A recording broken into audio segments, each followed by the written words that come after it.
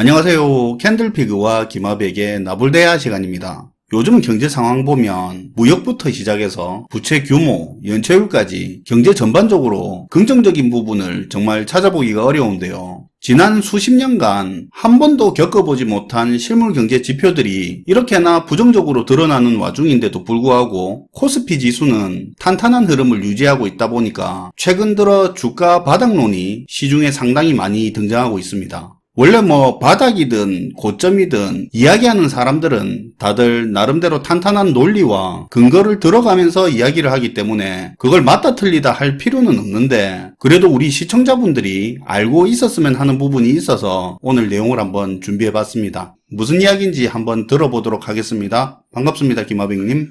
네, 안녕하세요. 최근에 우리 국내 주식시장을 가지고 적정한 주가 지수가 얼마인지에 대해서 그런 가치 논란이 좀 많은 것 같습니다. 일부 전문가들은 이런 의견을 내놓고 있죠. 실물 경제와 주식시장은 엄연히 다르게 흘러가는 거다. 코로나 이후로 유동성 시대가 오면서 엄청나게 많은 돈들이 풀리게 됐고 그 돈들이 자연스럽게 투자시장으로 흘러가게 됐다는 거예요. 요즘 미국 같은 경우에는 은행 신뢰도 하락 때문에 빠져나온 돈들이 그게 투자시장으로 흘러갔다, 그런 이야기도 많이 나오던데요. 그쵸. 그런 얘기를 들으면 혹하기도 하고 사실 그렇게 근거 없는 이야기도 아니죠. 여튼 많은 곳에서 나오는 이야기가 지금이 바닥이고 그래서 여기서 조금 더 떨어진다고 하더라도 크게 걱정할 건 없고 오히려 주가가 더 떨어진다고 한다면 그때마다 조금씩 사모으는 것도 좋은 방법이라고 주장하고 있습니다. 일단 그런 말을 하는 사람들은 지금 주가 지수가 바닥 구간이라 이거네요. 네. 반면에 다른 측면에서는 이런 주장도 나오고 있는데요. 지금 무턱대고 투자하기에는 시장에 주가를 흔들 만한 위험 요인이 너무 많기 때문에 쉽게 투자 시장에 뛰어들 그런 타이밍이 아니라는 겁니다. 지금은 기회를 쫓아서 공격적으로 투자에 나서기보다는 오히려 투자 시장에서 한 발 물러서 있을 때라고 보는 그런 관점인데요. 저희도 사실 지금 같은 입장을 보이고 있어요. 투자 시장에서 한 발 물러나 있자는 게 저희 주장인데, 이걸 수십 번 말했는데 그걸 자꾸 숏을 치라는 그 말로 받아들이는 분들이 많더라고요.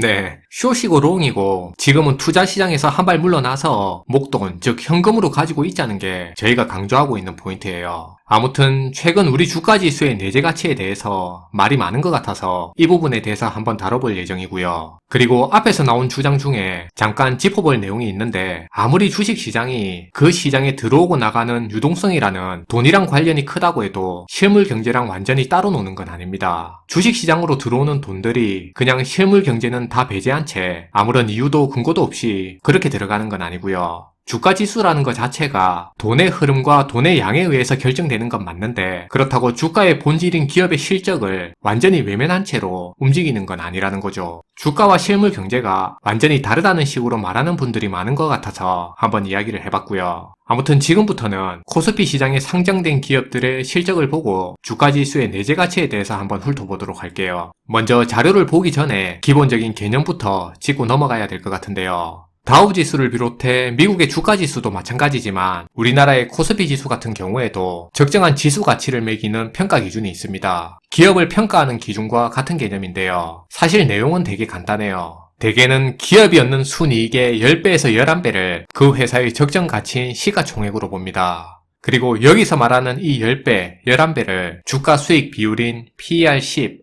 혹은 11이라고 부르는 거고요. 이걸 회사의 기업 가치든 아니면 주가 지수든 적정 가치를 평가할 때 사용하게 되는 거죠. 예를 들면 이런 거예요. 예를 들어 캔들전자라는 회사가 지금 코스피에 상장돼 있어요. 그리고 이 회사는 매년 100억 원의 순수익을 거두고 있다고 할게요. 그럼 시장에서 보는 이 회사의 적정 가치는 얼마냐면, 앞에서 순이익의 10배에서 11배라고 했으니까 순이익 100억의 10배인 1000억 원에서 11배인 1100억 원 사이에서 이 회사의 적정 가치를 평가하게 됩니다. 물론 시장 상황이나 업황 분위기에 따라서 10배보다 더 낮게 저평가될 수도 있고요. 반대로 11배보다 더 위로 고평가될 수도 있는 겁니다. 더 심하게는 12배, 13배 가면서 투자 시장이 너무 과열돼서 거품이 낄 수도 있는 거죠. 근데 말 끊어서 죄송한데 일단 조금은 짚고 넘어가야 될 게 있을 것 같습니다. 네네. 일반적인 건설, 제조업이나 아니면 바이오, IT 회사들이 순수익 비율이 많이 다르잖아요. 맞아요. 그런데 똑같이 10배에서 11배 적용해서 기업 가치 똑같이 평가하는 것처럼 이 말이 들리고요. 그리고 기업 가치를 평가하는 게 주가 수익 비율로만 그렇게 평가하는 게 아니지 않습니까? 평가하는 게 여러 가지 방법이 있는 걸로 아는데요. 네, 맞아요. 사실 캔들 피그님처럼 이런 질문이 바로 나와줘야 이야기가 편하게 진행되죠. 기다리던 질문입니다. 우선 하나씩 이야기를 드릴게요. 적정한 기업 주가를 평가하는 방법에는 기업의 순이익을 이용한 PER이나 EPS 혹은 PBR, ROA를 이용한 자산가치 평가 등 평가 방법은 사실 다양하게 많이 있습니다. 그리고 기업이나 업종의 특징도 있고 그때그때 투자 상황도 다 다르니까 그런 질문이 나올 수 있는 거죠. 그러니까요. 그런데 오늘 제가 말하는 내용은 기업 가치가 아니고요. 주가 지수를 얘기하는 거예요. 아, 맞다. 적정 주가 지수를 이야기한다 했죠. 네, 개념이 같은 내용이다 보니까 얘를 기업 가치로 든 것뿐이고요. 그래서 지수 자체의 적정선을 평가할 때 보면 상장된 기업들 전체가 이익을 얼마나 내는가로 평가를 하는데요. 이건 코스피만 그런 게 아니라 다우 지수든 뭐든 주가 지수는 상장 기업들의 실적을 바탕으로 적정 지수가 이야기되는 겁니다. 무슨 말인지 알겠습니다. 네.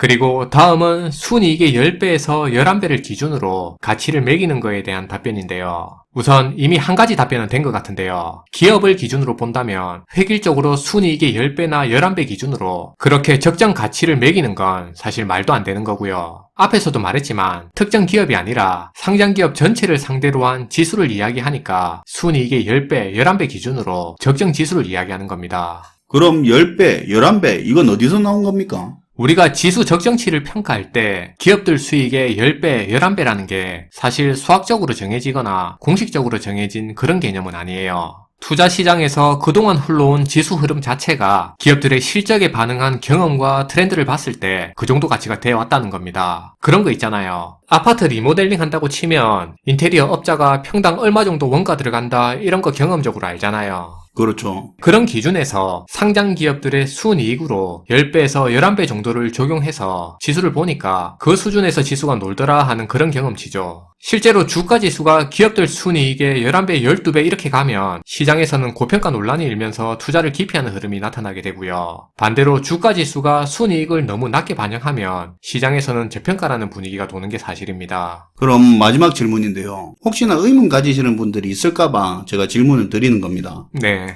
과거에 비해서 지수를 구성하는 산업들이 IT, 금융 이런 이익률 높은 산업들이 차지하는 비중이 커지는데요. 그렇다면 이제는 적정 지수를 평가할 때도 12배나 13배 이렇게 바뀌어야 되는 거 아닙니까?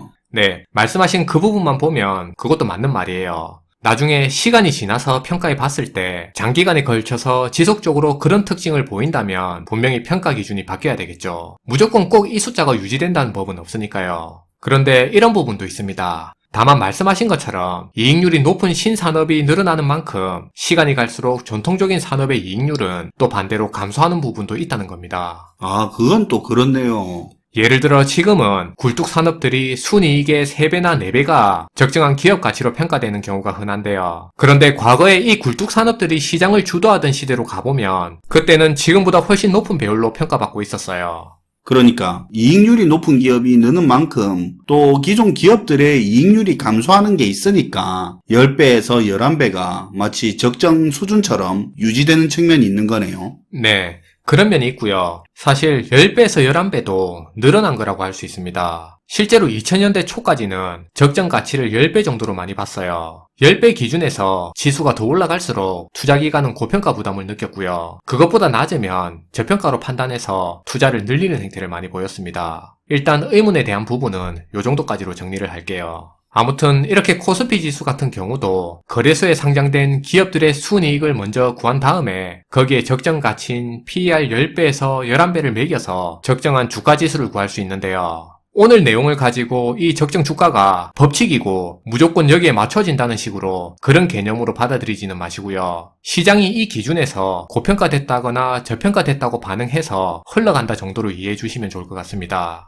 제가 다음에 나올 화면의 자료에다가 2011년도부터 작년 2022년까지 매년 코스피에 상장된 기업들이 거둔 순이익에 맞게 미리 계산해서 표시를 해놨는데요. 이걸 참고하시면서 내용을 들어주시면 이해가 쉬울 것 같습니다. 먼저 처음 화면은 2011년에서 2016년까지의 주가지수 변화를 보실게요. 이때는 리먼 사태를 회복한 이후로 사실 코스피에 상장된 우리 기업들의 실적 자체가 거의 큰 변동 없이 비슷한 때였어요. 6년 동안 100조 원 정도의 순이익을 꾸준히 거두고 있었죠. 그럼 여기에 따른 적정한 주가지수는 어떻게 되냐? 전체 상장된 기업들의 순이익에 PER 10을 적용해서 계산을 하면 주가지수는 1800이 나오고요. PER을 11배로 적용하면 주가지수는 2000이 만들어지게 됩니다. 그럼 그때의 실적 기준으로 지수가 1800에서 2000 사이가 적정한 지수다 이거네요. 그쵸. 실제로 이 구간에서 주가지수가 오르락 내리락 했던 걸 화면의 자료를 보시면 아실 텐데요. 물론 시장 분위기에 따라 중간중간에 저평가 구간도 있고 고평가 구간도 생기면서 튀는 시기도 있는데 전반적인 흐름 차원에서는 이 구간 내에서 주가 흐름을 이어가게 되죠. 그리고 다음은 2017년인데요. 이때 우리 기업들은 엄청난 실적 성장을 이루게 됩니다. 2017년 같은 경우는 실적이 엄청 늘어서 145조 원이라는 순이익을 거두게 되고요. 여기에 따른 주가지수 역시도 급등하게 되는데요. 그래서 당시에 거둔 순이익을 가지고 적정한 주가지수를 한번 구해보면 지수가 PER 10배가 적용된 2600에서 PER 11배가 적용된 2800까지 나오게 됩니다. 근데 당시의 주가 상황을 보면 PER 11배를 적용하면 2800까지도 나올 수 있었던 그런 상황이었는데 주가는 생각보다 못 올라왔고요. 그랬었죠. 네. 그래서 그때 투자시장에서는 코리아 디스카운트로 너무 주가지수가 못 올랐다고 하는 그런 말이 나돌기도 했어요. 이때가 그때네요. 기업들 실적이 엄청 잘 나왔는데도 지수가 안 오른다고 볼멘 소리 많이 나왔잖아요. 네, 딱 그 타이밍이었습니다. 그러다 2018년도에 들면서 우리 기업들의 실적이 다시 줄어들기 시작하는데요. 순이익이 145조 원에서 130조 원으로 확연하게 줄어들게 된 거죠. 이렇게 되니까 이제 주가지수도 이런 실적 감소를 반영하게 되면서 2018년 가을쯤에 가서는 지수가 2300, 2200대까지 확 떨어지게 됐습니다. 사실 2018년 하반기에 투자시장 분위기는 엄청 나빴어요. 미중 무역전쟁 여파와 서브프라임 때 풀었던 돈을 회수한다고 연이은 기준금리 인상으로 금리가 최고점을 찍었던 때고 여기에 경기 침체 신호까지 나타났던 시기라 투자시장 분위기가 좋을 수가 없었는데요. 이런 상황에서 2019년도에 예상 실적이 나왔는데 전년보다 더 줄어든 110조 원 정도가 나오게 된 거죠. 안 그래도 분위기 안 좋은데 내년도 예상 실적까지 더 안 좋으니까 분위기 엉망이었겠네요. 그쵸. 그러다 보니까 이런 예상 실적을 반영해 주가지수는 더욱 폭락하게 됐습니다. 그런데 여기서 재밌는 사실은 2019년도에 되게 웃긴 일이 벌어지게 되는데 앞에서 2019년도에 예상 실적이 110조 원 정도 될 거라고 했잖아요. 그랬죠. 네. 그래서 2019년도에 주가지수 흐름이 요 기준에서 놀고 있었습니다. 그런데 하반기로 갈수록 예상 실적 110조 원 달성이 거의 불가능할 게 확실시되고 있었어요. 그럼 또 하락하겠네요. 원래라면 그랬겠죠. 그런데 그때 2019년 하반기에 미국이 금리 인상을 계속하다가 경기 침체 우려가 커지니까 당시에 올리고 있던 기준금리를 인하하기 시작했고요. 그게 오히려 주가지수를 올라가게 만들었어요. 아, 그러니까 예상한 실적보다 실적이 더 낮게 나올 거라는 게 확실시 되는 상황이었는데 근데 금리 인하가 시작되니까 실적보다 이 금리 인하의 기대감을 더 반영해서 주가가 올랐다 이거네요. 네. 그렇게 실제로 금리 인하가 시작되니까 주가가 오히려 올라가는 거예요. 그럼 2019년 실제로 나온 실적은 110조가 안 되고 얼마였습니까? 이게 사실 굉장히 황당한 수치인데 80조 원이었습니다. 80조 원요. 네.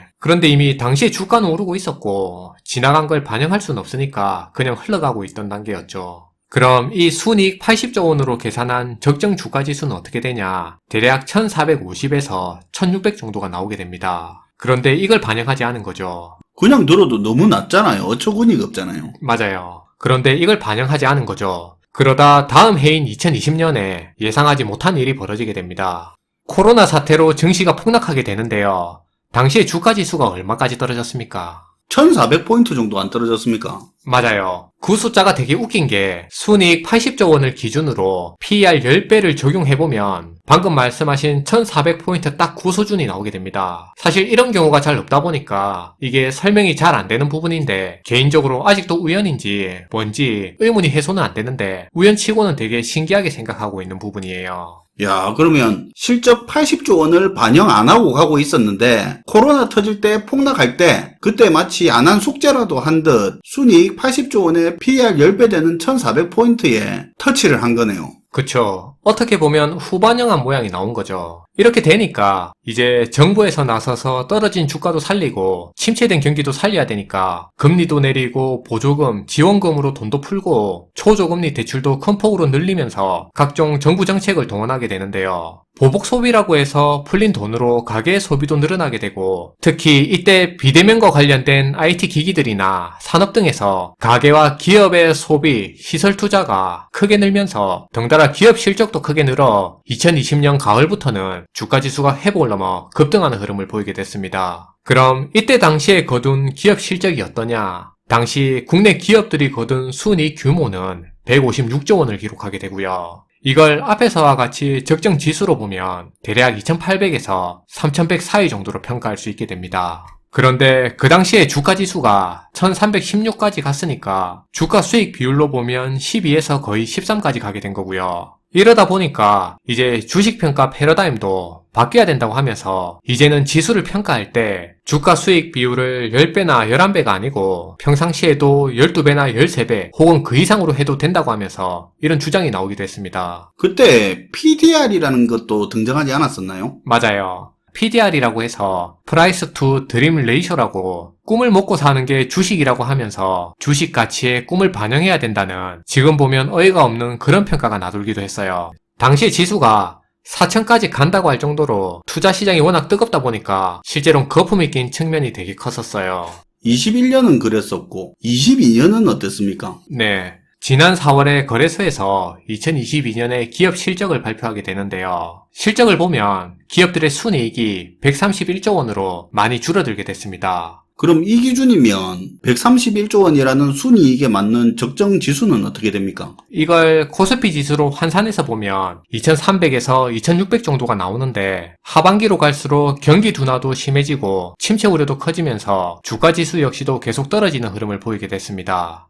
지나간 거는 이렇게 다 들었고 그럼 이제 중요한 건 지금은 어떠냐 이거잖아요. 맞아요. 그럼 이제 마지막으로 제일 중요한 올해 실적을 살펴볼 건데요. 올해 예상되는 실적 전망은 작년하고 비슷하거나 실적이 조금 더 낮아질 거라는 전망이 많이 보이는 것 같습니다. 130조보다 조금 낮을 거라고 생각하는 거네요. 그쵸. 그럼 주가 지수는 주가 수익 비율을 10배에서 11배 사이라고 보고 2300에서 2600 정도로 평가할 수 있습니다. 올해 말까지 해서 기업들 실적이 130조 정도 나오면 적정 지수가 2300에서 2600 이 정도 수준이다 이거죠. 네. 그런데 문제는 이런 전망 자체도 지금 예상하고 있는 기업 실적이 유지가 됐을 때 적용할 수 있는 전망이고요. 향후에 2분기, 3분기로 갈수록 기업 실적이 악화되면 이게 뒤늦게 주가에 반영될 수도 있다는 거예요. 그러니까 지금 기준으로 130조 예상하고 있는데 다음 달, 다다음 달 계속 가면서 또 실제 드러나는 상황들을 반영해 가다 보면 예측치를 조정한다는 거죠. 그쵸. 그리고 지금 주가 위치 자체를 보더라도 거의 지수가 2500에 육박해 있잖아요. 어느 전문가들은 방송에 나와서 지금 위치가 저평가 구간이라고 하면서 떨어질 때마다 계속 주워 담아도 된다고 하는데 물론 그분들도 중요하게 보는 부분이 있고 논리와 근거가 있으니까 미래의 일을 가지고 논쟁할 이유는 없지만 개인적으로는 앞에서 평가한 주가 수익 비율로 보더라도 상당 구간을 2600, 많이 잡아도 2700까지 본다고 해도 올라갈 수 있는 먹을 폭이 주가 지수로 한 200 정도밖에 안 남았고요. 그리고 지금 시장이 안고 있는 위험 요인 자체가 자영업자 가계대출 문제부터 부동산 시장 침체, 지속되는 무역적자의 환율 급등 문제,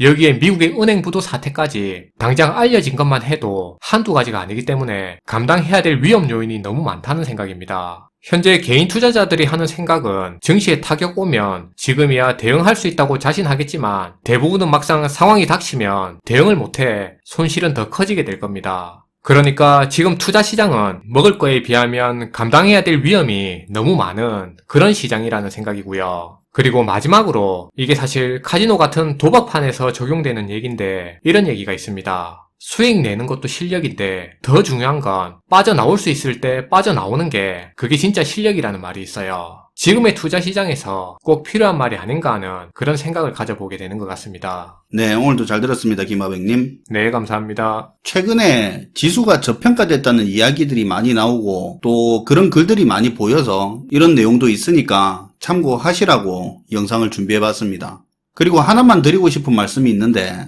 투자 기관은 장이 좋든 나쁘든 투자 시장에 발 담그고 무조건 거기서 돈을 벌어야 됩니다. 직원들 월급도 줘야 되고 이자도 내야 되고 투자자들하고 이익도 나눠야 되죠. 상황이 안 좋다고 그들은 투자 시장에서 발 뺄 수가 없습니다. 그런데 우리는 아니잖아요. 얻을 이익에 비해서 짊어져야 할 리스크가 더 크다면 그때는 투자금 다 빼고 잠시 쉬어도 됩니다. 평생 투자 안 하는 게 아니잖아요. 투자 전문가라는 사람들이 경기가 안 좋을 때 투자를 잠시 쉬라는 말은 절대 안 하고 왜 경기 방어주를 또 사라고 하는지 한번 생각해 보시면 좋을 것 같습니다. 시청해 주셔서 감사하고요. 지금까지 나불대화 시간이었습니다.